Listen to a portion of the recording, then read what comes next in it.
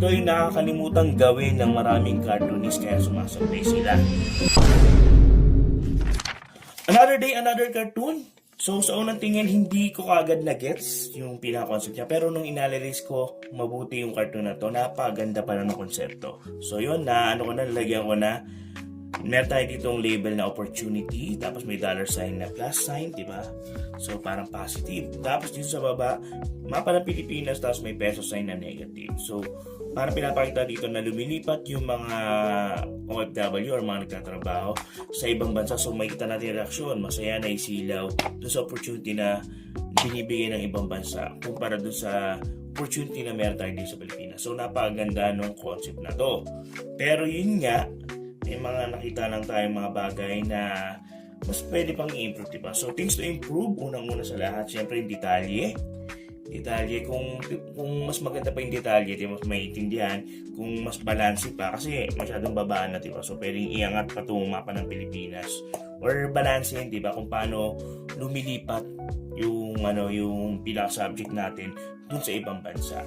And yun nga, ito yung nakakalimutang gawin ng maraming cartoonist kaya sumasablay sila. Okay? Kasi dito mapansin natin dito, may label dito eh. Nakalagay teach.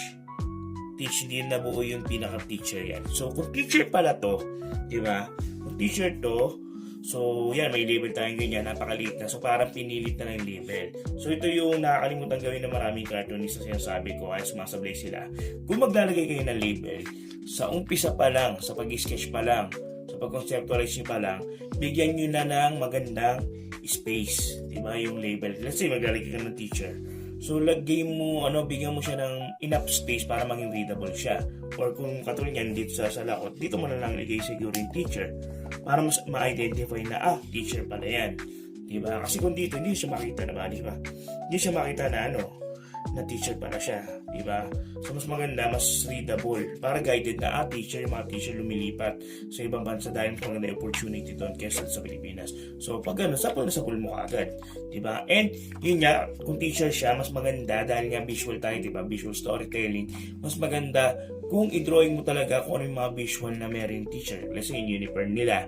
Or pag naisip ng teacher, libro, blackboard, diba? So, pwede mong gamitin yung mga visual na yun para mas lumakas yung symbolism mo for teacher. So, pwede dito, yung teacher, diba, naka-uniform or may hawak na, yung stick, diba, nagtuturo siya, tapos parang papunta ngayon siya sa ibang bansa, then sakay siya ng libro, diba, nakalagay doon mga OFW teacher, diba, pwedeng ganun, lumilipad siya.